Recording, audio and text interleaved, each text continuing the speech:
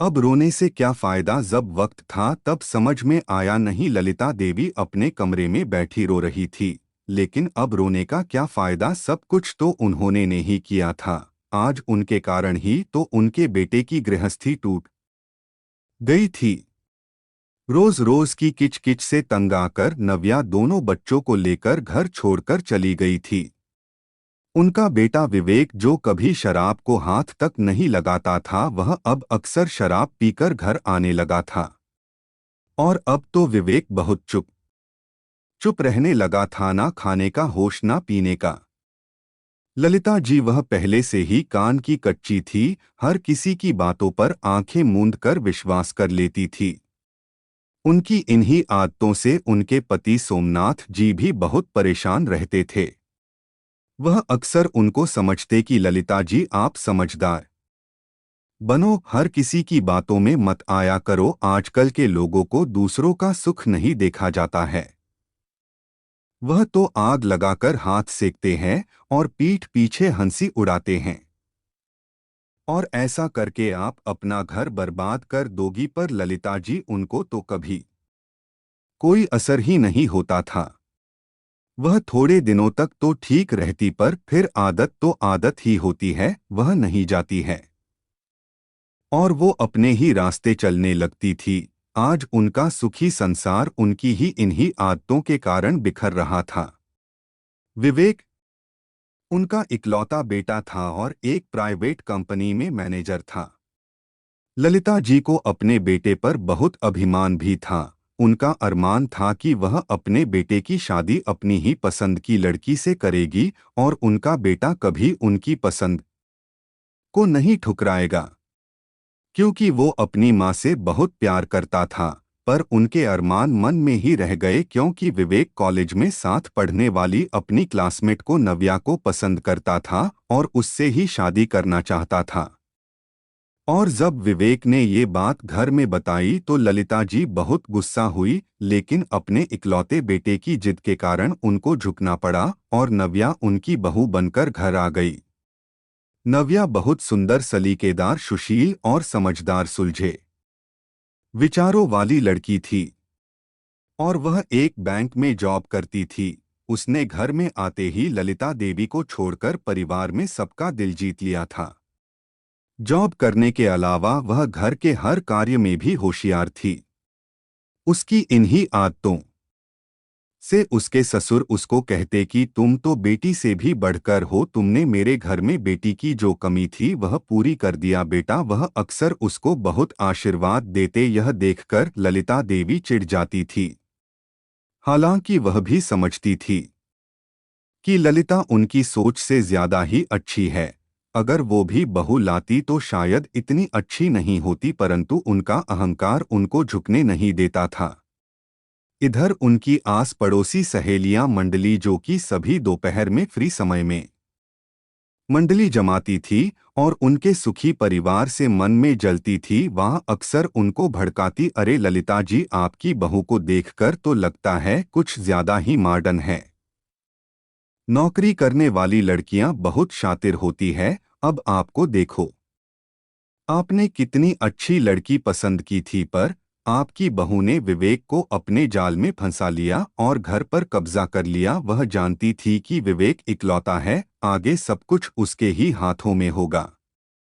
धीरे धीरे ललिता जी के मन में नव्या के प्रति नफरत और चिढ़ के भाव भरते गए थे। पहले ही नव्या उनको पसंद नहीं थी, अब तो और ज्यादा उससे चिढ़ रहने लगी। उसके हर काम में गलती निकालना उनकी तो आदत बन गई थी। इसी बीच वह दादी भी बन गई थी दो प्यारे बच्चों की, पर उनका नेचर नहीं बदला, बल्कि वक्त के साथ और कठोर होता चला गया। वह किसी न किसी बात को लेकर रोज घर में लड़ाई करने लगती थी नव्या से। सोमनाथ जी और विवेक दोनों ही उनको समझाते, पर वह एक जिद्दी बच्चे समान हो गई थी। किसी की बात का उन पर कोई असर नहीं पड़ता था।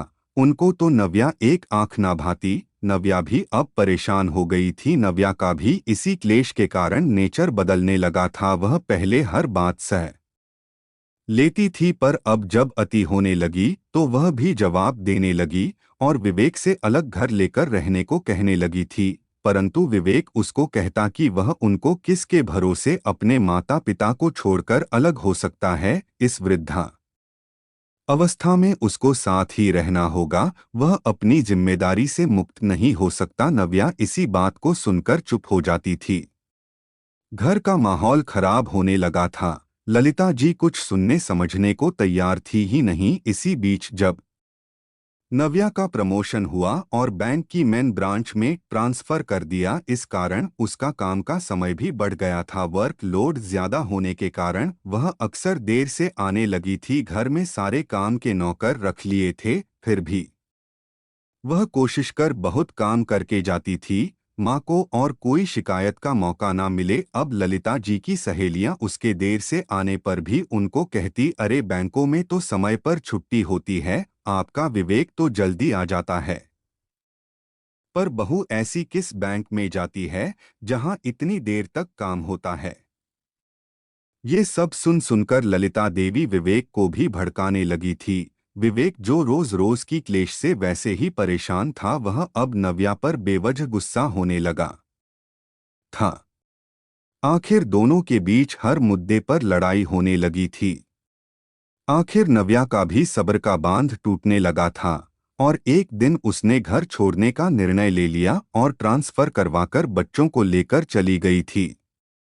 आज सोमनाथ जी और उनके परिवार के और लोग भी ललिता जी ही को इन सब का जिम्मेदार मानते हैं, क्योंकि एक समझदार सुशील बहू की उन्होंने कदर नहीं की और अपने अड़ियल रवैये और अहंकार के और दूसरे लोगों के कहने में आकर अपने ही घर को आग लगा बैठी थी और रो रही थी।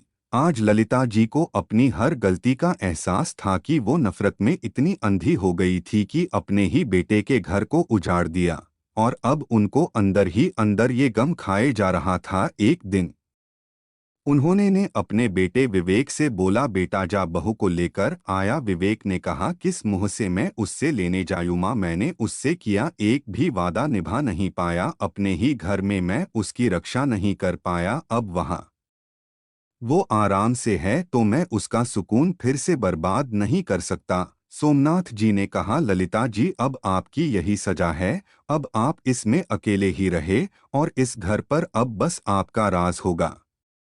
ललिता जी अब किस मुंह से अपनी सफाई में कुछ कहती, जो वो चाहती थी वैसा तो हुआ था, तो अब वो खुश क्यों नहीं थी।